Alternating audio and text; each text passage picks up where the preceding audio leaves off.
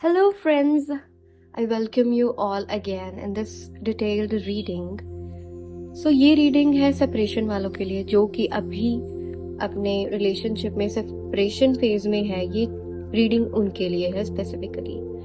So this is general reading. अगर ये आपसे रेजोनेट करती है तो आप क्लेम कीजिए, नहीं तो इग्नोर कीजिए. Thank you so much. अब हम स्टार्ट करते हैं. सो आज हम जानते हैं कि आपका जो ये सेपरेशन चल रहा है उसका रीजन क्या है. ये सेपरेशन क्यों हुआ.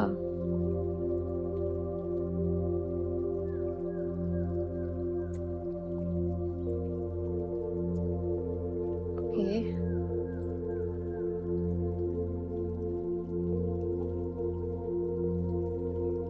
सेपरेशन फेज में हैं आप और मुझे इसका रीजन दिख रहा है आपका comfort zone, communication gap, mutual understanding नहीं थी. जो आप चीज कहते हो वो सामने वाला नहीं समझ पाता है. जो सामने वाला चीज कहता है, आइडियाज अपने रखता है, वो आप समझ नहीं पाते हो. सो बेसिकली आप दोनों एक दूसरे से मैरिज तो करना चाहते हो, लेकिन कहीं ना कहीं आपके वो थॉट्स जो है अनक्लियर है. आपकी इनडिसिसिवनेस आपकी सेपरेशन का कारण बन रही है. एक कार्मिक पैटर्न था जो कि आप लोग कंप्लीट कर रहे हो थ्रू दिस सेपरेशन. सेपरेशन से आप लोग ये जानिए कि आपका जो करियर गोल है, रिलेशनशिप गोल है, अपने लिए सेल्फ वर्थ या सेल्फ एस्टीम है, वो कहाँ रखती है मायने आपकी लाइफ में. क्योंकि आप 100% अपने रिलेशनशिप में दे रहे थे. 100% आप सारा टाइम एफर्ट्स आप सिर्फ रिलेशनशिप पर दे रहे थे. आप अपने आप को टाइम बिल्कुल नहीं दे रहे थे. स्पेस की कमी थी. लॉन्ग टर्म पर्सपेक्टिव नहीं था आपका कि आगे क्या. अगर ये चीज सॉर्ट आउट नहीं होती तो क्या लेट गो करना है, ब्रेकअप करना है. क्योंकि आपके डिसीजंस ऐसे थे कि ठीक है, अगर नहीं चला तो ब्रेकअप, बात हो गई तो ठीक है, बात कर लेंगे, रीयूनाइट कर लेंगे. बट ऐसी चीजें नहीं चलती हैं. कहीं ना कहीं आपके मन में ये ख्याल आता है कि मुझे ये ब्रेकअप कर लेना चाहिए, या फिर दूसरे के मन में ये ख्याल आता है कि मुझे ये ब्रेकअप कर लेना चाहिए क्योंकि things are not working out. Practicality की कमी थी. प्रैक्टिकल नहीं थे आपके डिसीजंस. एक दूसरे को स्पेस नहीं दे रहे थे. रशली डिसीजंस ले रहे थे आप. सोच समझ कर डिसीजंस नहीं ले रहे थे. वहां पर चीजें तो डिसबैलेंस होंगी. ठीक है. Now we have to see what lessons you have to learn from this separation. आपको इस separation से क्या lessons लेने हैं.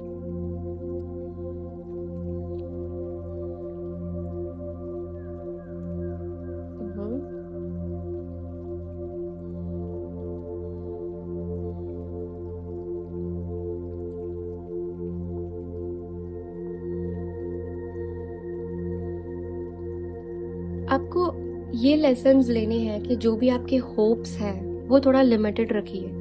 कुछ चीजें छुपाइएगा नहीं. आप बहुत चीजें छुपा रहे हैं, जैसे कि आपकी फीलिंग्स, आपके थॉट्स फॉर समथिंग. ठीक है, ऐसा आपको कई बार होता है प्रतीत कि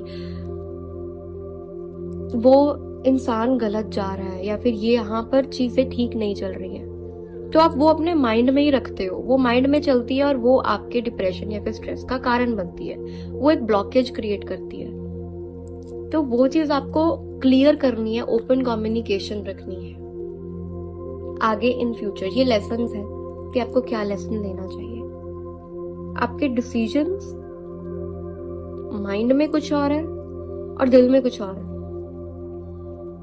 सो आपका बैलेंस क्रिएट नहीं हो रहा है इमोशनली और प्रैक्टिकली. इस चीज को आपको बैलेंस क्रिएट करने की जरूरत है. आपके इमोशंस स्टेबल नहीं है. आपको अपने इमोशंस को स्टेबल करने की जरूरत है, क्योंकि आपके पास सारे रिसोर्सेज हैं. आप बात कर सकते हो, आप अपने माइंड के थॉट्स रख सकते हो. अगर आपसे वो नहीं होता, आपकी जीन्स में है या फिर आपकी राशि के हिसाब से ये चीज है कि आप एक्सप्रेस नहीं करते हो, तो आपको एक्सप्रेस करना सीखना पड़ेगा. आपको एक दूसरे के लिए रिस्पेक्ट रखनी पड़ेगी, अंडरस्टैंडिंग बनानी पड़ेगी. लॉयल्टी दिखानी पड़ेगी। एतबार जो होता है वो कमाया जाता है, तो वही कमाना है आपको दोबारा। जहां पे कोलैबोरेशंस की जरूरत है वहां पे कोलैबोरेट भी करना है, क्योंकि फ्यूचर में आप रीयूनाइट तो करोगे, जरूर करोगे, बट जब तक आप अपने आप को नहीं सुधारते तब तक रीयूनाइट नहीं होगा। You have to work on yourself now, physically, emotionally, mentally and energetically. ये आपको वर्क करना है अपने ऊपर। फाइनेंशियली भी आपने अपना ध्यान रखना है कि फाइनेंशियली क्या आप स्टेबल हो, क्योंकि अगर आप फाइनेंशियली स्टेबल हो तो आप मेंटली अपने आप ही स्टेबल हो जाओगे। क्योंकि कई बार आज इस जमाने में, मटेरियलिस्टिक जमाने में, अगर आपके पास कुछ पैसे की कमी है तो मेंटली भी आप गए, इमोशनली तो वैसे ही खल्लास, ठीक है।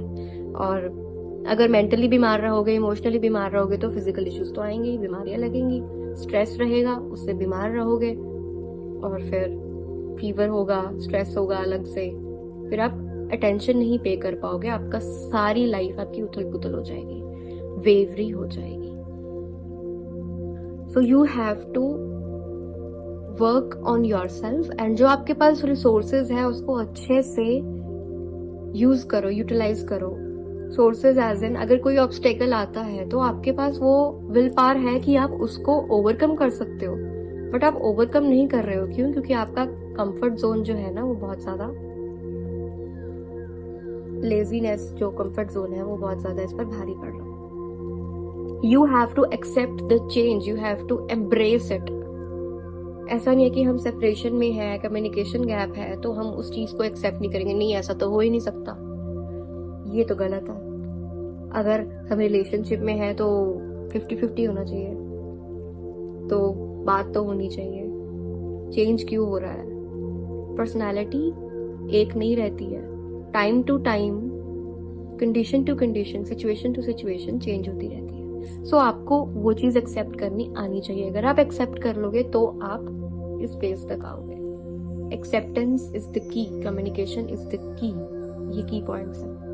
उनकी फीलिंग्स जो है डगमगा रही हैं, उनको यही नहीं पता कि उनको करना क्या है, इस सेपरेशन से वापस जाना है या फिर मूव ऑन होना है। कहीं ना कहीं उनको ऐसा लगता है कि ठीक है अब जो हो गया सो हो गया, अब हम मूव ऑन कर जाते हैं, लेकिन अंदर ही अंदर वो बहुत गिल्ट फील कर रहे हैं। कुछ ऐसी चीजें हुई हैं जिसकी वजह से सेपरेशन आया है, मे बी इन पास्ट आप लोगों के बीच में, या फिर कोई दूसरा ऐसा रिलेशनशिप था जिसकी वजह से प्रॉब्लम्स भी क्रिएट हो रही हैं। वो ट्रस्ट नहीं कर पा रहे हैं, अब दोबारा से वो ट्रस्ट गेन नहीं कर पा रहे हैं। सो आपको ट्रस्ट दिलाना है, रीगेन करना है ट्रस्ट, क्योंकि वो अब अगर आप उनके पास जाते हो तो वो इजीली ट्रस्ट नहीं करेंगे। पहले तो आपका टेस्ट लेंगे कि क्या दोबारा आप उनके काबिल हो या नहीं, इस रिलेशनशिप को कंटिन्यू करने के लिए, क्या आप उस चीज को संभाल पाओगे या नहीं। इसलिए वो भी आपके टेस्ट लेंगे, तभी वो आगे कंटिन्यू करेंगे। उनको लगता है वापस जाएंगे तो फिर से ठेस पहुंचेगी, थोड़ा रिस्की है। होप्स जो रखे थे, एक्सपेक्टेशंस जो थी, वो फिर से गुलबत्ती-लुल हो जाएगी। More over he is feeling very lonely, बहुत अकेला फील कर रहे हैं, खुद को अकेला पा रहे हैं, क्योंकि उनके पास सहारे के लिए कोई नहीं, जिसकी वजह से उनके मन में फ्रस्ट्रेशंस भी आ रही हैं। उनको रिलैक्स नहीं मिल रहा, उनका मन भागे जा रहा है, उनकी फीलिंग्स दौड़ रही हैं, स्टेबल नहीं हो रही है। सो ये उनकी फीलिंग्स हैं इन दिस सेपरेशन। अब हम ये देखते हैं कि आपको वेट करना चाहिए या मूव ऑन कर जाना चाहिए।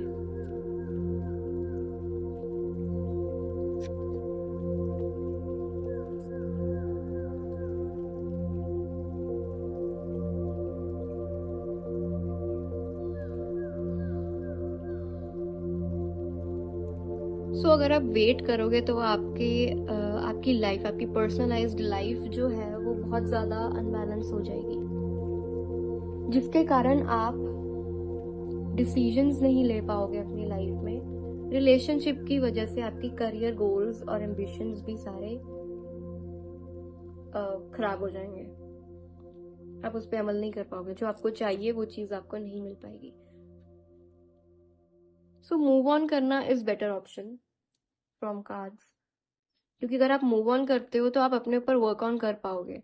अगर अपने ऊपर वर्क ऑन करते हो, आप अपनी सोल को खुश देखते हो, तो ही रीयूनाइट हो सकता है, रिकंसिलिएशन हो सकती है। अभी फिलहाल के लिए मूव ऑन करना बहुत जरूरी है। मूव ऑन नहीं करोगे तो स्टक रहोगे। स्टक रहोगे तो खुद पर काम कैसे होगा? खुद पर काम नहीं होगा तो रिकंसिलिएशन कैसे होगी? ठीक है, यू नीड टू थिंक अब step by step. Reconciliation, let's look for reconciliation.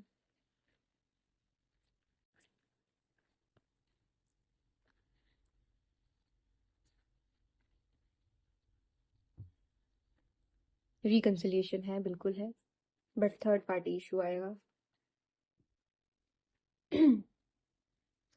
Reconciliation होगा, लेकिन साथ ही साथ थर्ड पार्टी भी होगी जो कि फिर से ट्रबल क्रिएट कर सकती है।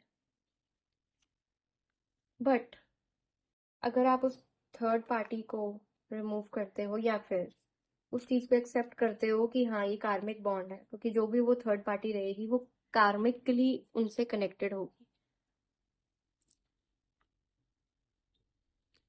तो आपको वेट करना है कि वो थर्ड पार्टी कब जाएगी, या फिर कुछ आप उनसे बात कर सकते हो अबाउट द थर्ड पार्टी।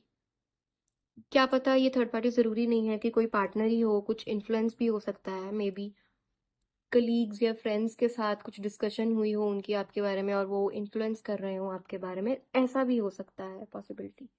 ठीक है, but reconciliation is there, but after struggles. Struggle के बाद ही रिकंसिलिएशन पॉसिबल है। बैलेंस क्रिएट करना इज मेन थिंग। सबसे पहली चीज कम्युनिकेशन, सेकेंडली आपने अपने ऊपर वर्क करना है, थर्डली बैलेंस लेकर आना है अपनी लाइफ में। पास्ट इश्यूज को या फिर जो भी पास्ट ट्रस्ट इश्यूज हैं उस चीज को लेट गो करना है, तभी आप आगे बढ़ पाओगे। So this was all about the separation people. जो भी सेपरेशन फेज में है उनके लिए, नो कॉन्टैक्ट या सेपरेशन में है उनके लिए ये रीडिंग थी। Thank you so much. If you resonated it, then claim and stay tuned. Bye.